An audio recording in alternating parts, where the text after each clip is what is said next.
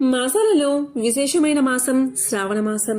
అందున శ్రావణ వరలక్ష్మి వ్రతం రోజు లక్ష్మీదేవిని పూజిస్తే సకల సంపదలు కలుగుతాయి. ఈ వరలక్ష్మి వ్రతం రోజు చేసే పూజ వల్ల విశేష ఫలితాలు కలుగుతాయి. మరి ఎంతో విశేషమైన ఈ శ్రావణ శుక్రవారం వరలక్ష్మి వ్రతం రోజు ఉదయం సాయంత్రం స్నానం చేసే నీటిలో ఈ ఒక్కటే వేసుకుని స్నానం చేస్తే చాలు, సకల పాపాలు తొలగిపోతాయి. లక్ష్మీదేవి ఎంతో సంతోషించి మీ ఇంట్లో సిరుల వర్షాన్ని కురిపిస్తుంది. మరి ఎంతో పవిత్రమైన వరలక్ష్మి వ్రతం రోజు స్నానం చేసే నీటిలో ఏం వేసుకుని స్నానం చెయ్యాలో ఇప్పుడు ఈ వీడియోలో తెలుసుకుందాం. ముందుగా వరలక్ష్మి వ్రత మహత్యం గురించి భవిష్యోత్తర పురాణంలో చెప్పిన ఒక కథను ఇప్పుడు విందాం. ఈ కథను విన్నంతనే అష్టదరిద్రాలు తొలగి అష్టైశ్వర్యాలు కలుగుతాయి. ఒకసారి కైలాసంలో పార్వతీ పరమేశ్వరులు పాచికలాట ఆడుతున్నారు. ఎవరు గెలిచారు అనే విషయంపై దంపతుల మధ్య వివాదం ఏర్పడింది. వారు చిత్రనేమిని మధ్యవర్తిత్వం కోరారు. ఆ మహాశివుడు అంటే భయంతో చిత్రనేమి పార్వతీదేవి ఓడిపోయిందని సమాధానం చెప్పాడు. దాంతో అమ్మవారు ఆగ్రహించి చిత్రనేమితో ఇలా పలుకుతుంది: అసత్యవాది, నీవు కుష్ఠరోగివి అవుతావు అని శపించింది. అప్పుడు మహాశివుడు ఇలా పలుకుతాడు: శాంతించు దేవి, శాప విమోచనం చెప్పు అని కోరతాడు. అప్పుడు అమ్మవారు ఇలా పలుకుతుంది: ఒక సరోవర తీరాన దేవ అప్సరసలు ఒక వ్రతాన్ని తలపెడతారు. వారు నీకు ఆ వ్రతం గురించి తెలియచేస్తారు. అప్పుడే నీకు శాప విమోచనం కలుగుతుంది అని పార్వతీదేవి తరుణోపాయాన్ని సూచిస్తుంది. ఇక శాపగ్రస్తుడైన చిత్రనేమి కుష్ఠు వ్యాధితో బాధపడుతూ కుంటుకుంటూ ఒక సరోవరానికి చేరుకుంటాడు. ఒకనాడు ఆ సరోవరం దగ్గరికి కొందరు అప్సరసులు వచ్చి ఒక వ్రతాన్ని ఆచరిస్తారు. ఇక చిత్రనేమి వారి వద్దకు వెళ్లి ఆ వ్రతం గురించి అడుగుతాడు. వారు వరలక్ష్మి వ్రతమని తెలియచేశారు. ఇక చిత్రనేమి అప్సరసలు వ్రతాన్ని ఆచరించే విధానాన్ని భక్తి శ్రద్ధలతో గమనించి కుష్ఠు వ్యాధి నుంచి విముక్తుడు అయ్యాడు. అతని శరీరం స్వర్ణఛాయను సంతరించుకుంటుంది. అతను కూడా వ్రతాన్ని ఆచరించి కైలాసం చేరి ఆది దంపతులకు ప్రమాణం చేస్తాడు. ఇక వారు అతన్ని ఆశీర్వదిస్తారు. ఇక ఈ వ్రతాన్ని పార్వతీదేవి కూడా పుత్రుడి కోసం ఆచరించి కుమారస్వామిని కుమారుడిగా పొందింది. అంతేకాదు పలువురు పతివ్రతలు ఈ వ్రతాన్ని ఆచరించి మహాపుణ్యాన్ని పొందారు. పూర్వం కుండినపురంలో చారుమతి అనే పతివ్రత కలలో ఈ వ్రతాన్ని అనుగ్రహించి శ్రావణ శుక్ల పౌర్ణమికి ముందు వచ్చే శుక్రవారం రోజు ఈ వ్రతాన్ని ఆచరించింది. అంతేకాదు నందుడు, విక్రమాదిత్యుడు రాజులు ఈ వ్రత మహిమ వల్లే రాజ్యాలు సంపాదించారు అని చిత్రనేమితో మహాశివుడు తెలియచేశాడు. కాబట్టి ఈ కథ భవిష్యోత్తర పురాణంలో ఉంది. ఈ కథను విన్నంత మాత్రం చేతనే అష్టైశ్వర్యాలు కలుగుతాయి, సకల శుభాలు కలుగుతాయి. ఈ రోజు వరాలు ఇచ్చే దేవతగా వరలక్ష్మి అమ్మవారిని కొలుస్తారు. ఈ రోజు వరలక్ష్మి అమ్మవారి పూజ అష్టలక్ష్మి అమ్మవారి పూజకు సమానం. ముఖ్యంగా మంచి భర్త, కుమారులు కలగాలని కూడా అమ్మాయిలు ఈ వ్రతాన్ని ఆచరిస్తారు. అంటే పెళ్లికాని వారు కూడా ఈ వ్రతాన్ని ఆచరించవచ్చు. ఈ రోజు అంటే వరలక్ష్మి వ్రతం రోజు కేవలం నీటిని మాత్రమే తలపై పోసుకుని తలస్నానం చెయ్యాలి. షాంపూలు, కుంకుడు కాయలతో ఈ రోజు తలస్నానం చేయకూడదు. మీరు వరలక్ష్మి వ్రతానికి ముందు రోజు రాత్రి తలస్నానం చేసి వరలక్ష్మి వ్రతం రోజు ఉదయం సూర్యోదయానికి పూర్వమే నిద్రలేచి కాలకృత్యాలు తీర్చుకుని తలస్నానం చెయ్యాలి. మీరు ఇలా చేస్తే అన్ని పుణ్యనదుల్లో స్నానం చేసిన ఫలితం మీకు దక్కుతుంది. ఈ మంత్రాన్ని పఠిస్తూ తల స్నానం చెయ్యాలి. ఆ మంత్రం ఏంటి అంటే: గంగే చ యమునే చైవ గోదావరి సరస్వతి నర్మదే సింధు కావేరి జలేస్మిన్ సన్నిధం కురు. గంగే చ యమునే చైవ గోదావరి సరస్వతి నర్మదే సింధు కావేరి జలేస్మిన్ సన్నిధం కురు అనే శ్లోకాన్ని చదివి చిటికెడు పసుపు అందులో వేసి ఆ నీటిని తలపై పోసుకోవాలి. ఇలా మాత్రమే తలస్నానం చెయ్యాలి. ఇలా చేయగానే పవిత్రంగా మారతారు. ఆ పవిత్రతతో వరలక్ష్మి అమ్మవారిని పూజిస్తే 100% పూజా ఫలితం దక్కుతుంది. కాబట్టి వరలక్ష్మి వ్రతం రోజు షాంపూలతో తలంటు స్నానం చేయకూడదు. అలా చేస్తే మహాపాపంగా పరిగణించబడుతుంది. ఈ విషయాన్ని ప్రతి ఒక్కరికి తెలియచేయండి. శ్రావణ మాసంలో పౌర్ణమికి ముందు వచ్చే శుక్రవారం. ఈరోజు వరలక్ష్మి వ్రతాన్ని ఆచరిస్తారు. ఈ వ్రతాన్ని ఆచరిస్తే అష్టైశ్వర్యాలు కలుగుతాయని నమ్ముతారు. పార్వతీదేవి కూడా వరలక్ష్మి వ్రతాన్ని ఆచరించి కుమారస్వామికి జన్మను ఇచ్చింది. ఎవరైతే ఈరోజు వరలక్ష్మి వ్రతాన్ని ఆచరిస్తారో వారి యొక్క కోరికలన్నీ నెరవేరతాయి, పాపాలు తొలగిపోతాయి, ఉద్యోగం వస్తుంది, జీవితంలో సుఖ సంతోషాలు అనుభవిస్తారు. అంతేకాదు సకల పాపాలు తొలగి అష్టైశ్వర్యాలు భోగభాగ్యాలు కలుగుతాయి. వరలక్ష్మీ దేవత విష్ణుమూర్తి భార్య. హిందూ మత గ్రంథాల ప్రకారం వరలక్ష్మి వ్రతం ఎంతో విశిష్టమైనది. వరాలు ఇచ్చే దేవతగా వరలక్ష్మీదేవిని ఈరోజు భక్తి శ్రద్ధలతో కొలుస్తారు. వర అంటే శ్రేష్టమైనది అని అర్థం. వరలక్ష్మి వ్రతాన్ని ఆచరించడం వల్ల 6 రకాలైన ఐశ్వర్యాలు, విద్య, ఐశ్వర్యం, శ్రేష్టత, ఇలా 6 రకాల లక్ష్మీ రూపాలు, 6 రకాల ఐశ్వర్యాలు మనకి ప్రాప్తిస్తాయి. ఈ రోజున వరలక్ష్మీదేవిని పూజిస్తే అష్టలక్ష్మీ పూజకు సమానం. అమ్మవారిని పూజిస్తే అష్టైశ్వర్యాలు అయినటువంటి సంపద, భూమి, ప్రేమ, కీర్తి, ప్రతిష్ట, శాంతి, సంతోషం, శక్తి వంటివి లభిస్తాయని ప్రగాఢ విశ్వాసం. అష్టలక్ష్ముల్లో వరలక్ష్మీ దేవత ఒకరు. మిగిలిన లక్ష్మీ పూజల కంటే వరలక్ష్మీ పూజ శ్రేష్టమని శాస్త్రవచనం. సర్వమంగళ సంప్రాప్తి కోసం, సకల అభిష్టాల కోసం నిత్య సుమంగళిగా తాము వర్ధిల్లాలి అని పుణ్యస్త్రీలు ఈ వ్రతాన్ని ఆచరిస్తారు. ఎవరు ఏ పద్ధతుల్లో వ్రతాన్ని పాటించినా లక్ష్మీదేవిని కొలిచే తీరు మాత్రం అందరికీ ఒక్కటే. సకల శుభంకరి అయిన వరలక్ష్మీదేవి పూజ జగదానందకరమైనది అని భక్తులందరి ప్రగాఢ విశ్వాసం.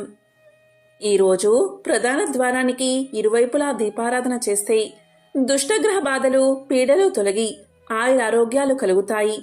ఈరోజు సాయంత్రం ప్రతి ఒక్కరూ 5:45 నుంచి 6:15 మధ్య ఇంట్లో వరలక్ష్మీదేవికి దీపాన్ని వెలిగించి రాత్రి వరకు వెలిగేలా చూసుకుంటే ఆ ఇంటికి ఎంతో క్షేమం. అలాంటి ఇంటిని వరలక్ష్మీ దేవత త్వరగా అనుగ్రహించి ఆపదల నుంచి తొలగిస్తుంది, సిరుల వర్షాన్ని కురిపిస్తుంది. ఈరోజు దీపం వెలిగిన చోట మహాలక్ష్మీదేవి నివాసముంటుంది. దైవక శక్తులు ఆ ఇంటిని కాపాడతాయి.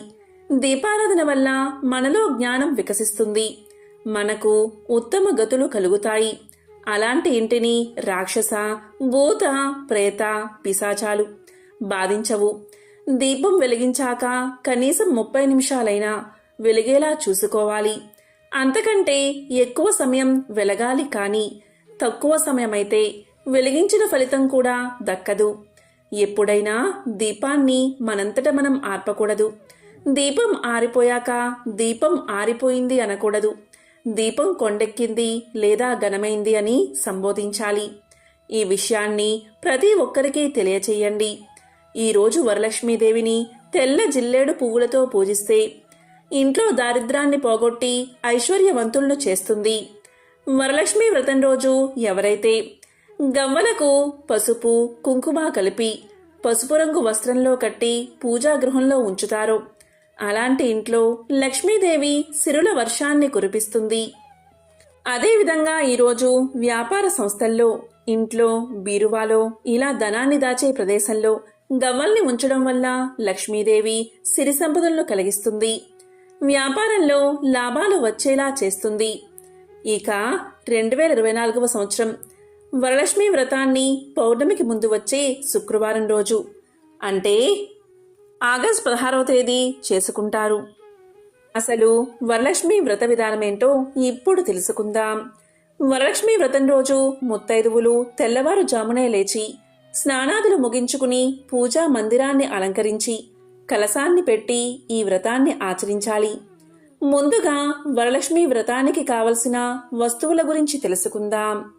పసుపు, కుంకుమ, పళ్ళు, ఆకులు, వక్కలు, తోరం, కొబ్బరికాయలు, దీపపు ప్రమిదలు, హారతి కర్పూరం, గంధం, పువ్వులు, అగరవత్తులు, బియ్యము, శనగలు, జాకెట్టు ముక్క, ఇప్పుడు వరలక్ష్మి వ్రత విధానం గురించి తెలుసుకుందాం. ముందుగా పసుపుతో గణపతిని చేసి పూజించండి.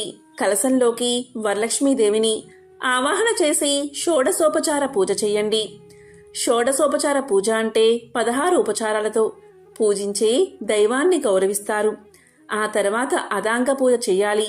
అదాంగ పూజ అంటే పువ్వులు లేదా అక్షింతలతో కలశానికి పూజ చేయడం. ఆ తర్వాత శ్రీ వరలక్ష్మి అష్టోత్తర శతనామ పూజ చెయ్యాలి. అంటే అమ్మవారి యొక్క నామాలు చదువుతూ పుష్పాలు సమర్పించాలి. ఇలా చదివాక ధూప దీప నైవేద్యాలను తాంబూలం సమర్పించి కర్పూరం సమర్పించి మంగళహారతి ఇవ్వాలి. ఆ తర్వాత తోరబంధన మంత్రాన్ని పఠిస్తూ కుడి చేతికి తోరాన్ని కట్టుకోవాలి. తోరమంటే తెల్ల దారాన్ని 5 లేదా 9 పోగులు తీసుకుని దానికి పసుపు రాసి ఆ దారాన్ని 5 లేక 9 ముడులు వెయ్యాలి. దీనిని పూజకు ముందు ఇలా చేసి పీఠం పెట్టుకుని తరువాత తోరబంధన మంత్రాన్ని చదువుతూ కుడి చేతికి కట్టుకోవాలి. ఆ తర్వాత పిండి వంటలు పళ్ళు మొదలైన వాటిని అమ్మవారికి సమర్పించి వాయన దాన మంత్రం చదువుతూ ముత్తైదువుకు తాంబూలాన్ని ఇవ్వాలి. ఆమెను మహాలక్ష్మిగా భావించి వాయనం ఇవ్వాలి. వరలక్ష్మి వ్రతం గొప్పతనం వివరించే ఒక వ్రత కథ కూడా ఉంది. ఇది వరలక్ష్మి వ్రత పూర్వ వృత్తాంతం. స్త్రీలకు సకల సౌభాగ్యాలను ప్రసాదించే వరలక్ష్మి వ్రత కథను ఇప్పుడు తెలుసుకుందాం. ఈ కథ స్కాంద పురాణంలోనిది. ఒకసారి సౌనకాది మహర్షులను ఉద్దేశించి సూత మహాముని ఇలా చెప్పారు. మునులారా, స్త్రీలకు సౌభాగ్యదాయకమైన వ్రతం ఒకదానిని పరమశివుడు పార్వతికి తెలియచేశాడు. లోకోపకారం కోరి ఆ వ్రతం గురించి మీకు తెలియచేస్తాను. శ్రద్ధగా వినండి అంటూ ఇలా చెప్పడం మొదలుపెట్టాడు సూతుడు. పరమేశ్వరుడు ఒకనాడు తన భస్మ సింహాసనంపై కూర్చుని ఉండగా నారద మహర్షి ఇంద్రాది దిక్పాలకులు స్తుతి స్తోత్రాలతో పరమశివుణ్ణి కీర్తిస్తున్నారు. ఆ మహత్తర ఆనంద సమయంలో పార్వతీదేవి పరమేశ్వరుని ఉద్దేశించి ఇలా పలికింది. నాదా, స్త్రీలు సర్వ సౌఖ్యాలు పొంది పుత్ర పౌత్రాభివృద్ధిగా తరించడానికి తగిన వ్రతం ఒక దాని గురించి చెప్పండి అని అడిగింది. అందుక త్రినేత్రుడు ఇలా చెప్పాడు. దేవి, నీవు కోరిన విధంగా స్త్రీలకు సకల శుభాలు కలిగించే వ్రతం ఒకటి ఉన్నది. అదే వరలక్ష్మి వ్రతం. దానిని శ్రావణ మాసంలో 2వ శుక్రవారం నాడు ఆచరించాలి అని తెలియచేశాడు మహాశివుడు. అప్పుడు పార్వతీదేవి ఇలా పలికింది. దేవా, ఈ వరలక్ష్మి వ్రతాన్ని ఆదిదేవతలు ఎవరు చేశారు? ఈ వ్రతాన్ని ఎలా చెయ్యాలో వివరంగా చెప్పండి అని కోరింది. అప్పుడు మహాశివుడు ఇలా పలికాడు. కాత్యాయని, పూర్వకాలంలో మగధ దేశంలో విష్ణు కుండినము అనే పట్టణం ఒకటి ఉండేది. ఆ పట్టణం బంగారు కుడ్యములతో రమణీయంగా ఉండేది. ఆ పట్టణంలో చారుమతి అనే ఒక బ్రాహ్మణ స్త్రీ ఉండేది. ఆమె సుగుణవతి, వినయ విధేయతలు, భక్తి గౌరవాలు కల యోగ్యురాలు. ప్రతిరోజు ప్రాతకాలమే నిద్రలేచి భర్త పాదాలకు నమస్కారం చేసుకుని ప్రాతకాల గృహ కృత్యాలు పూర్తి చేసుకుని అత్తమామలను సేవించుకుని మితంగా సంభాషిస్తూ జీవిస్తూ ఉండేది. వరలక్ష్మి సాక్షాత్కారం. వరలక్ష్మి వ్రతానికి ఆది దేవత అయిన వరలక్ష్మీదేవి ఒకనాటి రాత్రి సమయంలో చారుమతికి కలలో సాక్షాత్కరించింది. ఇలా పలికింది. ఓ చారుమతి, ఈ శ్రావణ పౌర్ణమి నాటికి ముందు వచ్చే శుక్రవారం నాడు నన్ను పూజించు. నీవు కోరిన వరాలు కానుకలు ఇస్తాను అని చెప్పి అంతర్ధానమయ్యింది. దీంతో చారుమతి చాలా సంతోషించింది. హే జనని, నీ కృపా కటాక్షములు కలిగిన వారు ధన్యులు. వారు సంపన్నులుగా విద్వాంసులుగా మన్నలను పొందుతారు.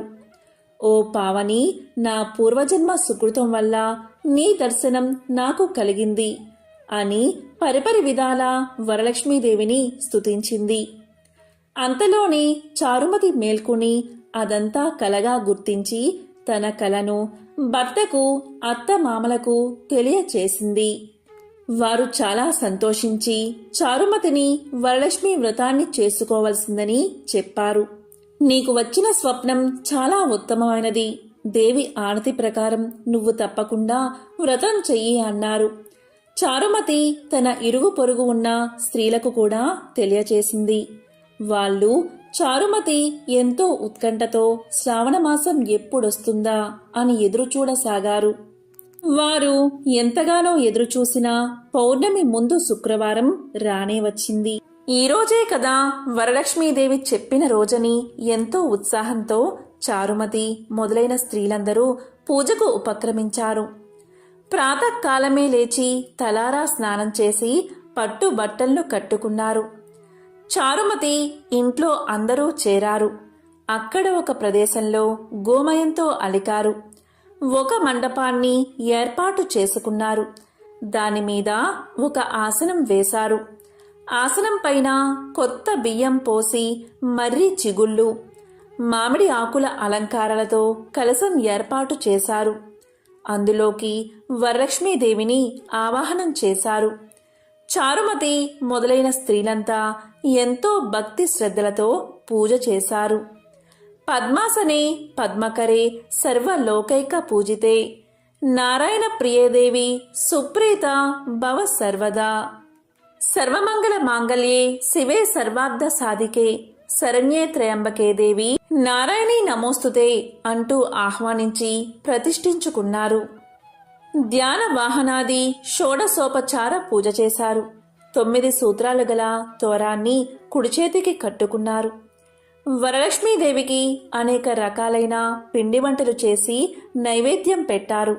దాని తర్వాత ప్రదక్షిణలు చేస్తూ ఉండగా ఆ స్త్రీలందరికీ గల్లు గల్లుమని శబ్దం వినబడింది. వెంటనే తమ కాళ్లను చూసుకుంటే గజ్జెలు మొదలైన ఆభరణాలు కనిపించాయి. చారుమతి మొదలైన స్త్రీలంతా వరలక్ష్మీదేవి కృపా కటాక్షాలు కలిగాయని ఎంతో మురిసిపోయారు.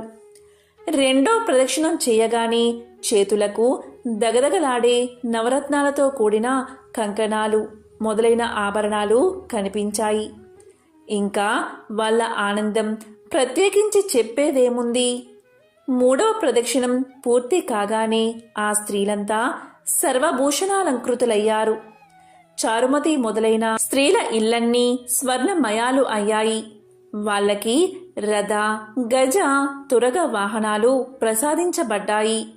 చారుమతి ఇంటి నుంచి ఆ స్త్రీలను తీసుకుని పోవడానికి వారి వారి ఇళ్ల నుంచి గుర్రాలు, ఏనుగులు, రథాలు, బళ్ళు వచ్చాయి. ఆ స్త్రీలు చారుమతి కలిసి వారి చేత శాస్త్ర ప్రకారం పూజ చేయించిన బ్రాహ్మణోత్తముడికి గంధం, పుష్పం, అక్షింతలతో పూజించి 12 కుడుములు వాయనమిచ్చి దక్షిణ తాంబూలాలు ఇచ్చి నమస్కారం చేశారు. బ్రాహ్మణుడు వారిని ఆశీర్వదించాడు. వరలక్ష్మీదేవికి నైవేద్యంగా పెట్టిన పిండి వంటలను బంధుమిత్రులతో తిని తమ కోసం వచ్చిన గుర్రాలు, ఏనుగులు మొదలైన వాహనాలలో వారి వారి ఇళ్లకు బయలుదేరారు. వారు త్రోవలో చారుమతి భాగ్యాన్ని, తమ భాగ్యాన్ని ముచ్చటించుకుంటూ వెళ్లారు. లక్ష్మీదేవి తనంతట తానే స్వప్నంలో వచ్చి ప్రత్యక్షం అవడమంటే మాటలా? చారుమతి ఎంత అదృష్టవంతురాలు అనుకున్నారు. చారుమతికి ప్రత్యక్షమైన విధానం తన మటుకే దాచుకుని తాను ఒక్కతే పూజించకుండా తమందరికీ చెప్పి తమకి కూడా ఇంతటి సౌభాగ్యం కలగజేసిన చారుమతి ఎంతటి పుణ్యురాలు. అలాంటి ఆమె పరిచయం కలిగి ఉండిన తామెంత భాగ్యవంతులు అని ఎంతో మురిసిపోయారు. అప్పట్నుంచి చారుమతితో సహా వారందరూ క్రమం తప్పకుండా ప్రతి సంవత్సరం ఈ పూజ చేస్తూ పుత్ర పౌత్రాభివృద్ధి కలిగి ధన, కనక, వస్తు వాహనాలు కలిగి సుఖ సంతోషాలతో ఉన్నారు. కాబట్టి ఓ పార్వతి, ఈ ఉత్తమమైన వ్రతాన్ని చేస్తే, అలా ఎదుటివారికి చెప్పి చేయిస్తే సర్వ సౌభాగ్యాలు కలిగి సుఖంగా ఉంటారు. ఈ కథను విన్నవారికి, చదివిన వారికి కూడా వరలక్ష్మి ప్రసాదం వల్ల సకల కార్యాలు సిద్ధిస్తాయి అన్నాడు పరమశివుడు. సూత మహాముని, సౌనకుడు మొదలైన వారితో, మునులారా, విన్నారు కదా, చారుమతి ఎదుటివారి మంచి కూడా ఎలా కోరిందో. ఎదుటి మనిషికి మంచి కలగాలని కోరుకుంటే అమ్మవారు ఇంకా ప్రసన్నురాలై మీరు కోరకుండానే మీకు మంచి చేస్తుంది అని చెప్పాడు సూతుడు. కాబట్టి వరలక్ష్మి వ్రతం రోజు ఇటువంటి విధి విధానాలు పాటించి ఆ వరలక్ష్మీదేవి యొక్క సంపూర్ణ అనుగ్రహాన్ని పొందండి. ఓం శ్రీ మహాలక్ష్మియే నమః. ఓం శ్రీ మాత్రే నమః.